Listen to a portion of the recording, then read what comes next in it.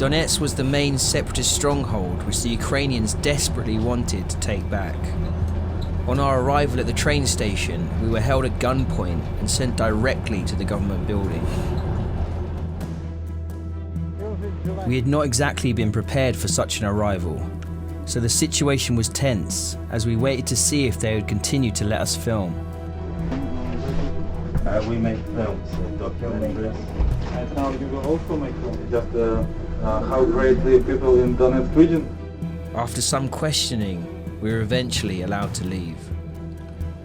After looking around on our way out, it was obvious the takeover must have been unexpected and brutal, as the entire building had been completely ransacked.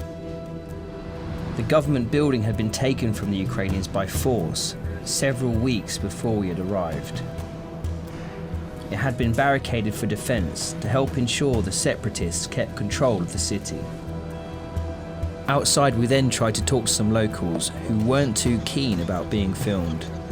Вот эта хунта фашистская, которая в Киеве, которая, кстати, Англия поддерживает. Фашизм идет всю Европу, а вы молчите. Сволочь ваша страна.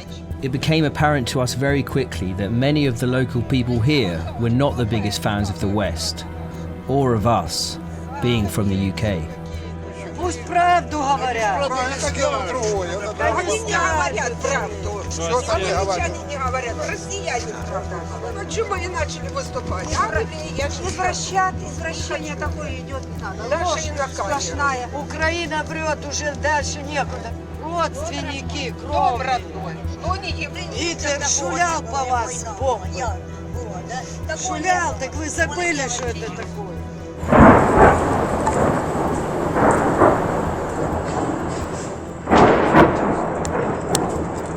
After the initial shock of our arrival and seeing firsthand how the locals didn't want us to be there, the constant shelling of the city by the Ukrainian military was something we didn't expect to be so close to.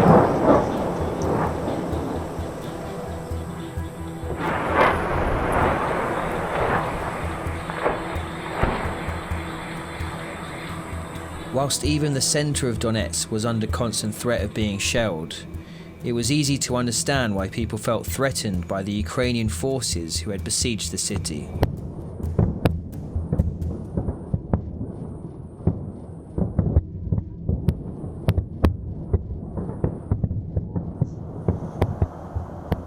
One night from our balcony, in between the shelling, we heard planes flying overhead, followed by an explosion.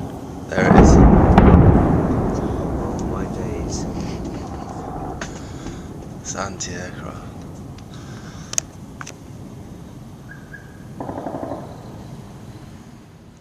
Early the next day, we decided to go and see what had happened.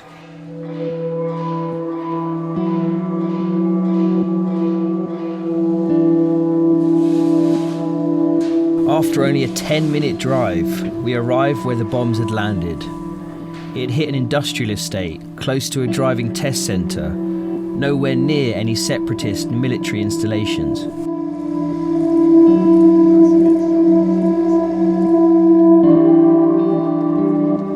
Разрушает украинская авиация нашу инфраструктуру, нас запугивают, мешают работать и так далее. Здесь никаких блокпостов, ничего нет, то есть смысла сюда бросать бомбы вообще нет. As with all conflicts, it was the civilian population caught in the middle that were suffering the consequences. Они же говорят, что они с сепаратистами воюют, понимаете? Мы на сепаратистов похожи, скажите. Я думаю, что они хотят нас просто выжить, понимаете, отсюда. Они хотят нас отсюда выжить, и все. То есть это считаете, это пугать? Я считаю, это убивать.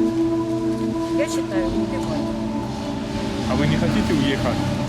Куда? Куда? It's impossible to say if it was the Ukrainian military trying to scare the remaining civilian population out of the city. But for many, it only distanced them further from their own government and closer to the separatists' pro-Russian mentality.